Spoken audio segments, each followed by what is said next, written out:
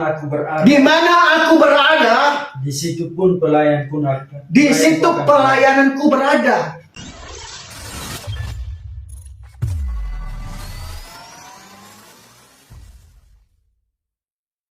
Nanti kita masuk dalam konteks teks firman Tuhan. Kenapa harus 40 hari? Kalau bahasa Ibraninya arba'in. Arba'in berarti 40.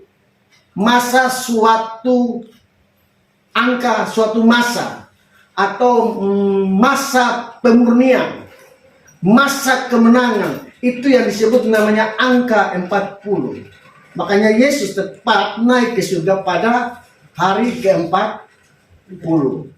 Musa membawa bangsa Israel keluar dari tanah Mesir. Mereka berapa tahun di padang gurun? 40 tahun. Angka 40. Yesus memulai awal pelayanan dicobai oleh iblis yang dibawa oleh Roh Kudus itu selama berapa tahun?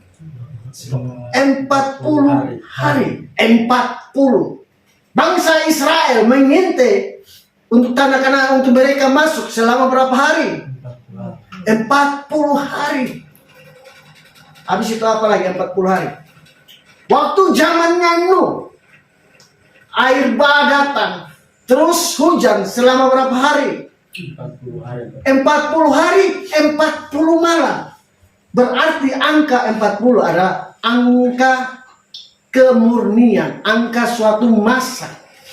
Makanya angka 40 merupakan angka kekuatan di mana kita dimurnikan, di mana kita menanti janjinya Tuhan lewat Roh Kudus. Dan saya percaya kita pasti akan dimurnikan. Yesus harus 40 hari. Dia dicoba oleh iblis, tetapi kekuatan satu yaitu ada Tuhan, ada Roh Kudus di dalam hidup Yesus. Makanya Yesus itu disebut adalah Tuhan. Amin. Puji nama Tuhan. Arba'in berarti masa pemurnian. Suatu masa pemurnian di mana kita bisa bebas. Kita bisa datang beribadah semua karena kasih karunia Tuhan. Nah, kita akan buka teks ayat di dalam Injil menurut Lukas terakhir, yaitu 24 ya. Ayat 50 sampai 53.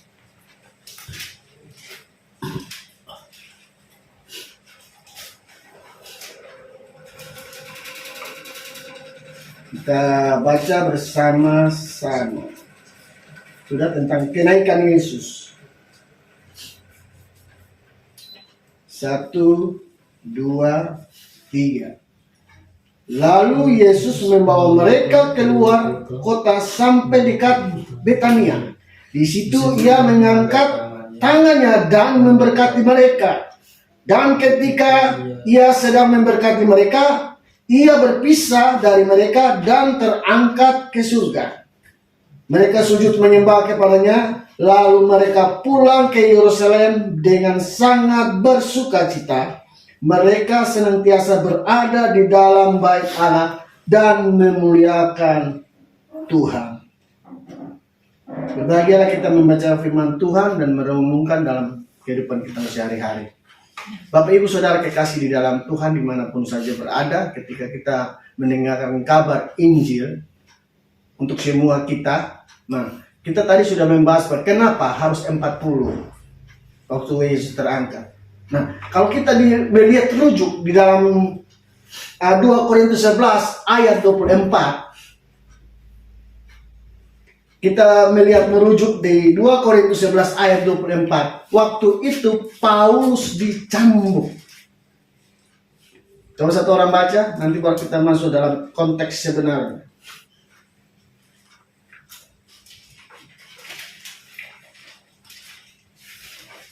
Dua Korintus 11 ayat ke-24.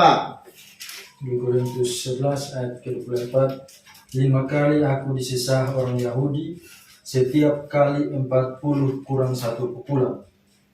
Iya, selesai. Paulus dicerca, dicambuk oleh orang Yahudi. Tradisi Yahudi itu hanya batas 39 kali, tidak boleh 40. Karena 40 adalah kemurnian. Makanya tadi yang saya bahas awal pertama 40. Suatu masa peralihan, 40 kemurnian, 40 merupakan angka diberkati oleh Tuhan. Pada waktu Yesus membawa mereka, murid-murid yang lain, dan berbondong-bondong untuk naik ke Bukit Zaitun, di mana mereka harus melewati namanya Betania. Bet berarti rumah, dan ia adalah pondok, rumah pondok. Dengan istilah etimologi disebut namanya tempat persediaan. Persediaan. Tempat persediaan berarti tempat yang susah.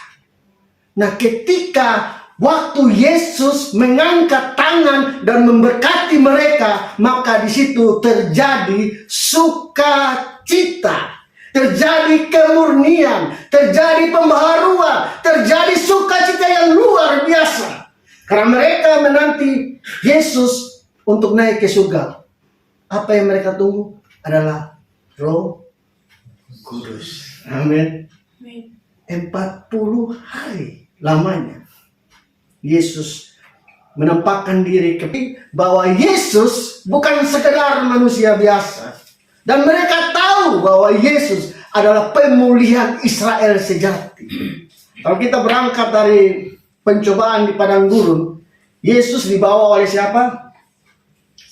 Iblis. Hah? Yesus dibawa oleh siapa? Roh Kudus. Roh Kudus. Yesus dibawa Roh Kudus dan dicobai iblis. Berapa kali Yesus dicobai? Pada waktu mau selesai pemurnian Yesus, pada waktu masa itu adalah 40 hari.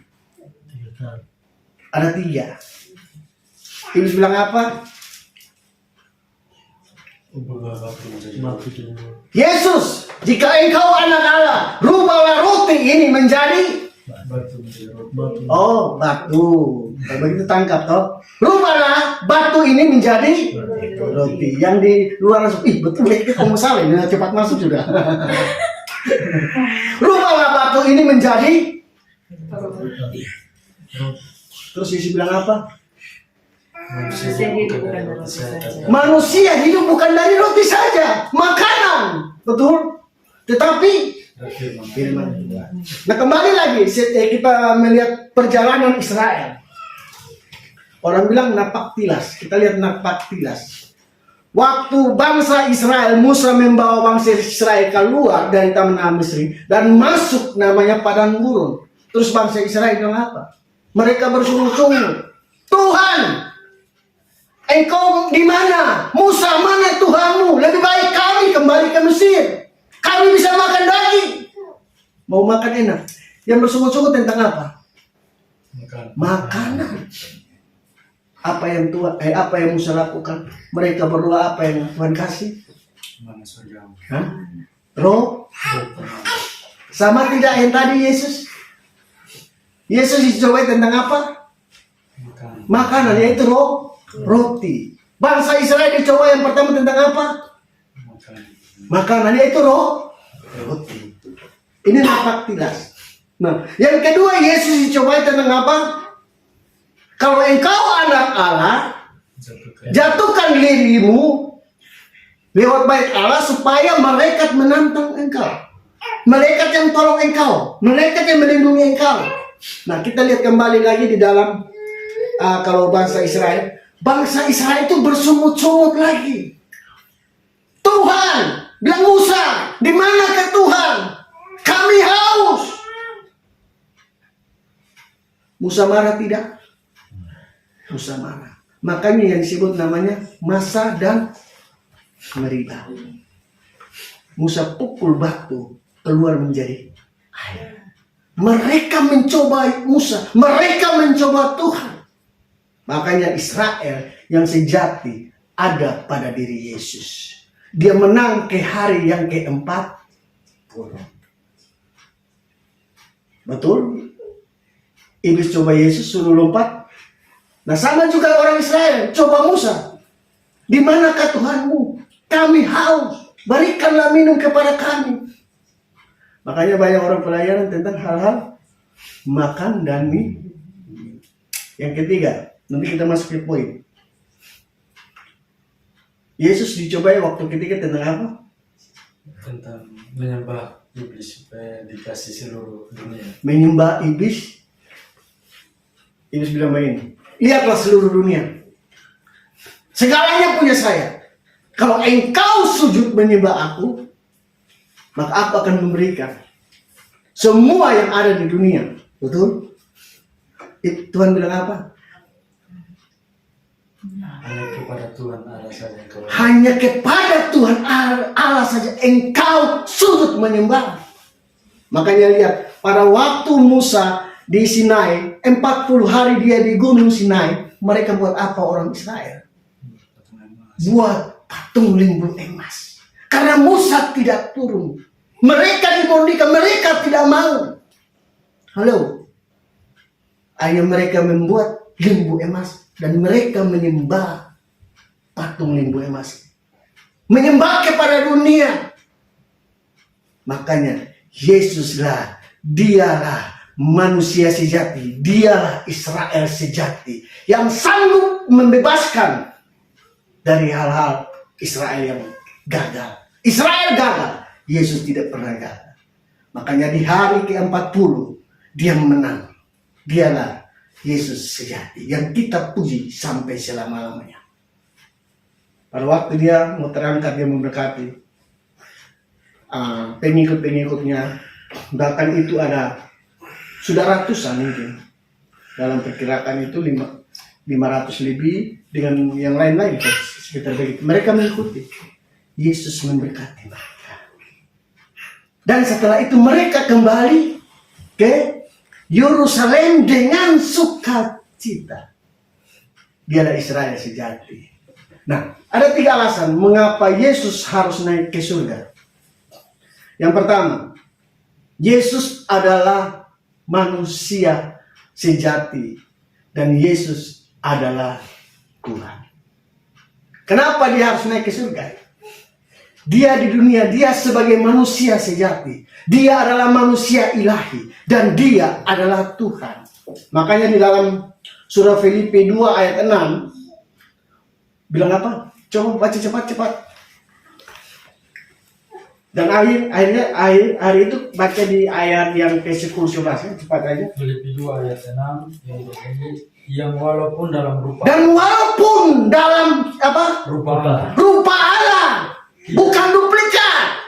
Tapi rupa Allah sendiri. Yesus sendiri, Allah sendiri. Terus. Tidak menganggap kesetaraan dengan Allah itu Ya. sebagai milik yang harus dipertahankan. Melainkan ia mensungguhkan dirinya mengambil rupa seorang hamba dan mati di kayu salib untuk saudara dan saya. Dan terus ayat 10-11. Supaya dalam nama Yesus bertekuk lutut segala yang ada di langit. Bertekuk lutut segala yang ada di langit. Dan yang ada di atas bumi. Dan ada yang di atas bumi. Dan yang ada di bawah bumi. Dan ada di bawah bumi. Dan segala lidah mengaku. Dan segala lidah harus mengaku pada waktu itu.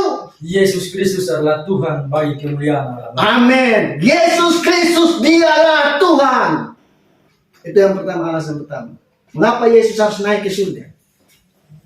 Karena dia adalah manusia ilahi. Dan dia adalah Tuhan.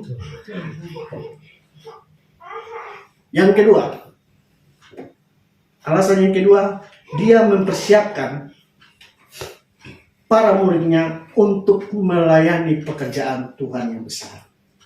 Alasan yang kedua adalah dia mempersiapkan murid-murid yang mengikuti pada waktu itu untuk melayani pekerjaan Tuhan yang ketika Roh Kudus akan tercurah. Makanya ibadah mereka memuji Tuhan. Kalau kita tahu sekarang kita makan 1 hari 3 kali, betul? Halo? Bukan 3 kali, Dewi baru kali, badan besar. 2 kali kan 3 kali. Camilan banyak. Karena kita dengan Tuhan itu bukan suatu kewajiban. Bersukacita sama Tuhan pada waktu itu adalah suatu kebutuhan. Amin. Kebutuhan mereka di Yerusalem. Mereka mempersiapkan diri. Makanya dalam Yohanes 11 ayat 26 mengatakan tentang apa? Coba baca.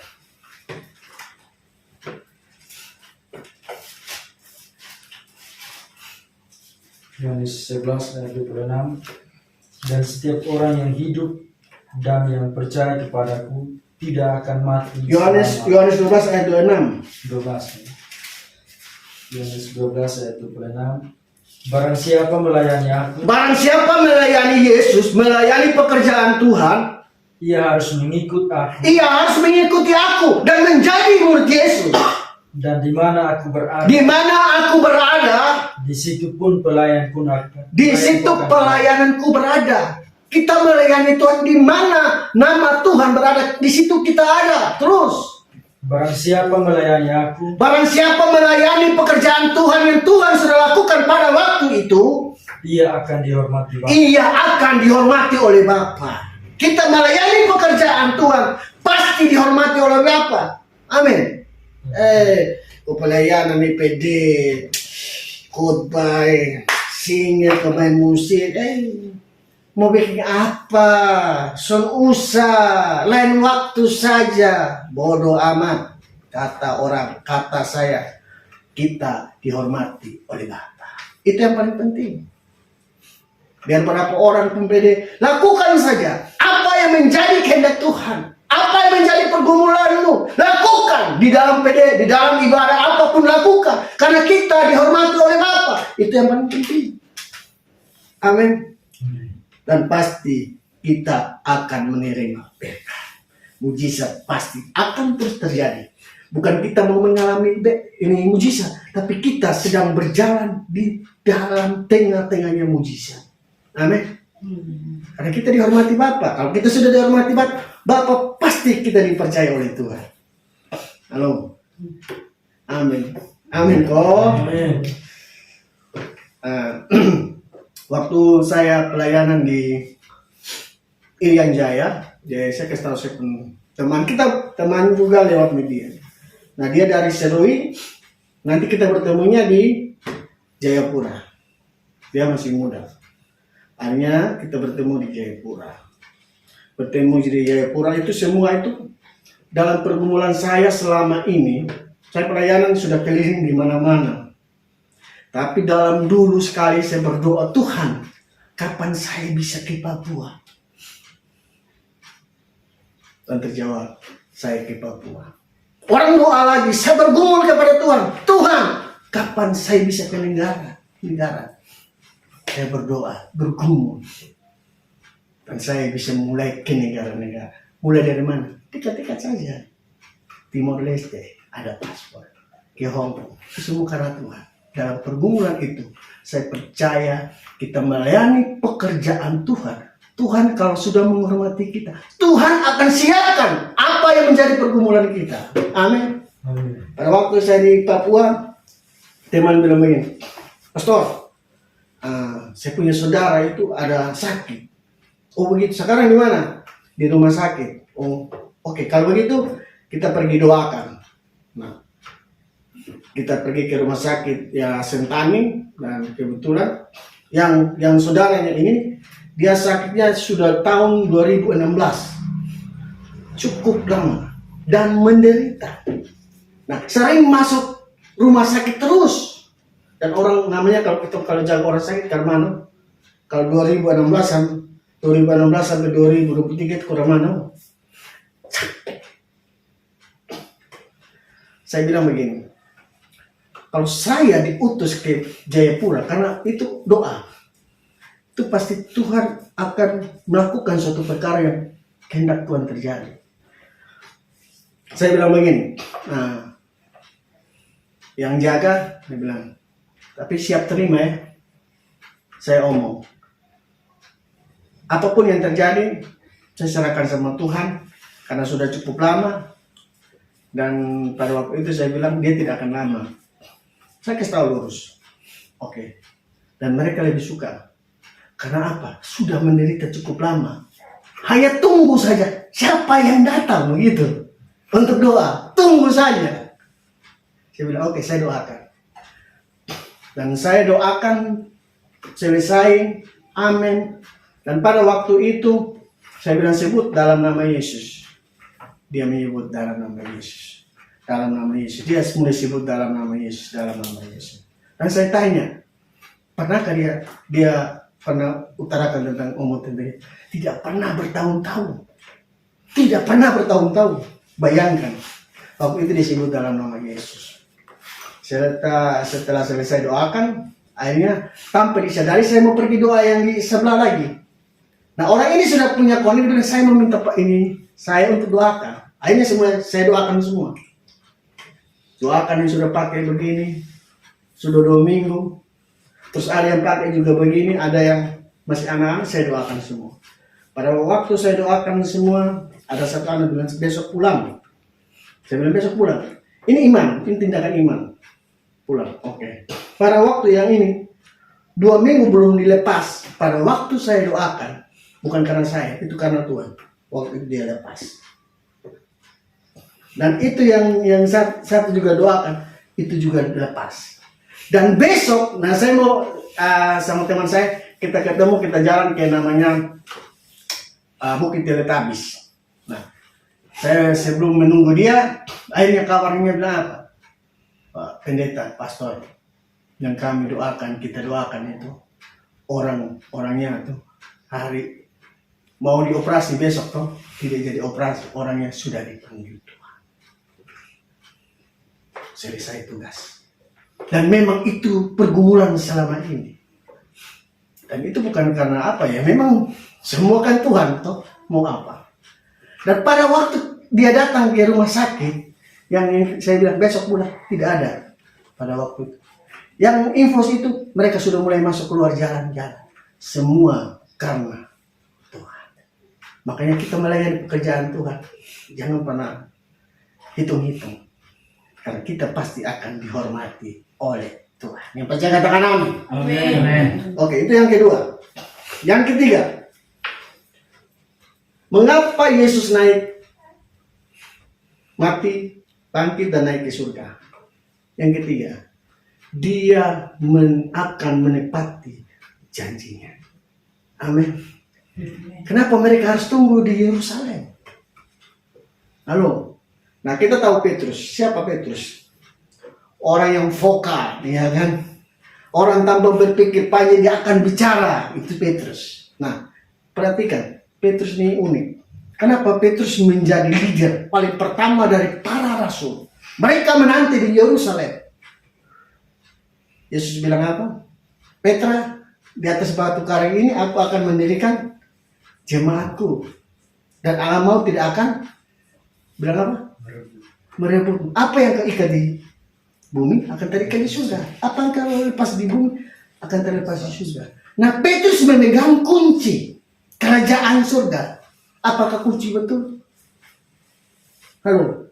Apa di surga ada kunci? Tidak. Berbicara tentang kunci kerajaan surga, ini berbicara tentang ini. Firman Tuhan. Dia membawa orang ketika dia berjumpa dengan Tuhan. Terus Tuhan datang kepada Petrus. Petrus, apakah engkau mengasihi aku?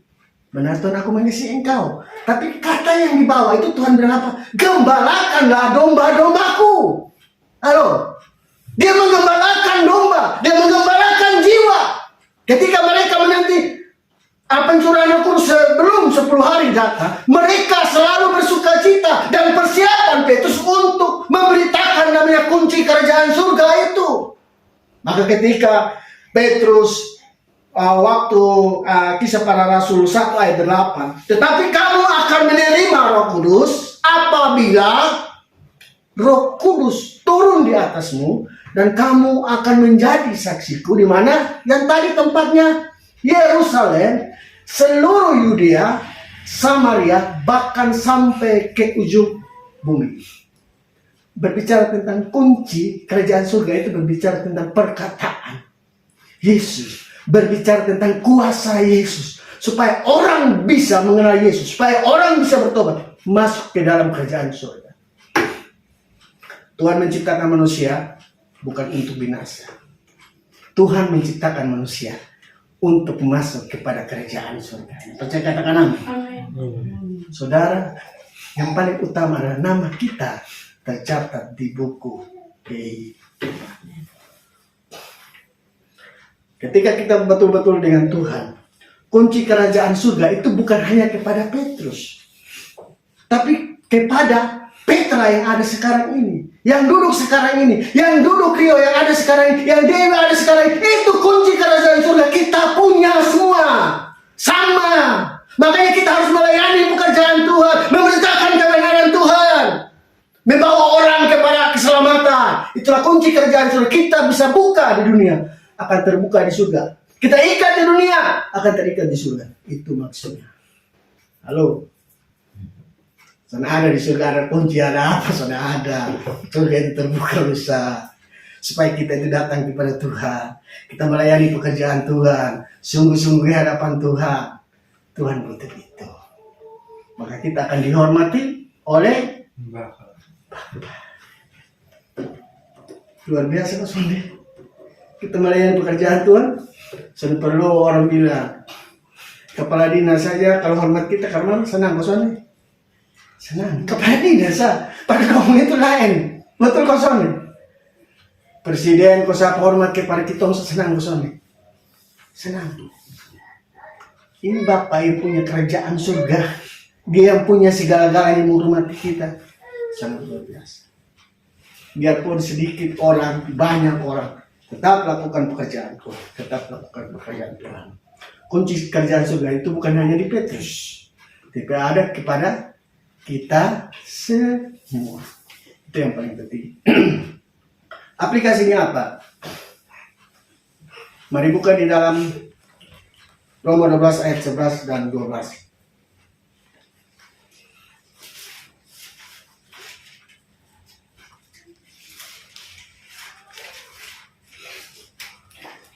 Roma 12 ayat 11. Janganlah hendaknya kerajinan. Janganlah kita semua ini kerajinan kita dalam pelayanan itu kan kendor. Terus Biarlah rohmu menyala. biarlah rohmu, roh kita itu menyala-nyala. Dan layanilah Tuhan. Layanilah pekerjaan Tuhan sekarang ini. Bersukacitalah dalam pengharapan. Bersukacitalah dalam pengharapan. Sabarlah dalam kesesakan. Sabarlah dalam tekanan kesesakan pergumulan apapun yang kita harus sabar. Dan bertekunlah dalam doa. Bertekunlah di dalam doa. Pergumulan apapun kita terus bertekun di dalam Tuhan. Tetap bersukacita di dalam Tuhan apapun menjadi permasalahan hidup sekarang ini. Tetap bertekun di dalam doa. Saya mau tutup satu kesaksian. Saya punya anak berurusan pas ulang tahun. Yang keberapa? Ke-23 kalau tidak salah. Dalam pergumulan hidupnya, dia seorang pelayan. Dia masih kecil, yaitu dia ikut sekolah minggu. Terus akhirnya dia mulai belajar namanya senior. Terus habis itu naik WL. Terus melakukan ini. Apa yang diharapkan, apa yang didoakan, itu pasti akan terjadi. Pada waktu itu dia dapat terima namanya 3 pekerjaan. Dan yang daftar itu adalah ribuan. Nah, saya punya anak bilang, saya mau kerja itu di BUMN Bulog. Dia di Poltek. Seorang dia tambahkan di Poltek dan banyak yang kerja, daftar kerja kiri kanan. Tapi ingat satu hal yang paling utama adalah bertekun, sabar, berdoa, sukacita. Maka apa yang terjadi? Apa yang didoakan? Dan itu diwujudkan oleh Tuhan. Amin. Dia masuk kerja sekarang ini di Bulog. Setiap pergumulan hidup kita mengandalkan Tuhan, sabar dalam kesesakan, tetap bersukacita. Kita percaya Yesus telah naik ke surga. Itu 2000 tahun yang lalu. Dan saya percaya juga mujizat 2000 tahun yang lalu Tuhan mengadakan, hari ini pun pasti akan berlaku. Amin. Tuhan memberkati 5.000 orang pada waktu itu. Hari ini pun Tuhan dapat memberkati kita. Amin. Tidak akan pernah Tuhan mempermalukan kita. Tidak akan pernah. Orang bilang ikut Tuhan, terus menderita, tidak akan pernah. Ada waktunya Tuhan akan mengangkat. Amin. Kenapa saya bisa pergi ke Hong Kong? Itu bukan karena saya, bos. Kalau saya ini bahasa Inggris son bisa, tapi saya bisa pergi sendiri. Itu karena siapa? Karena Tuhan. sekalipun orang tidak hitung kita, orang anggap, dia hanya khotbah begitu, dia hanya pelayanan kiri kanan begitu jelas. Kapan waktunya? Ada waktunya Tuhan. Kita sakit hari ini, saya mau kasih tahu, ada waktunya Tuhan. Kalau Tuhan mau bilang hari ini engkau sembuh, pasti Tuhan sembuhkan. Kita percaya Yesus, dialah sang juru selamat kita. Makanya kita perlu namanya ada Roh Kudus dalam itu. Kiranya firman Tuhan pada sore hari ini, malam hari ini, memberkati kita. Dan saya percaya berkat Tuhan selalu tercurah di tempat ini. Berkat Tuhan selalu mengalir dalam kehidupan kita. Dan mujizat Tuhan selalu nyata di tempat ini. Dan mujizat Tuhan selalu menyertai saudara dan saya.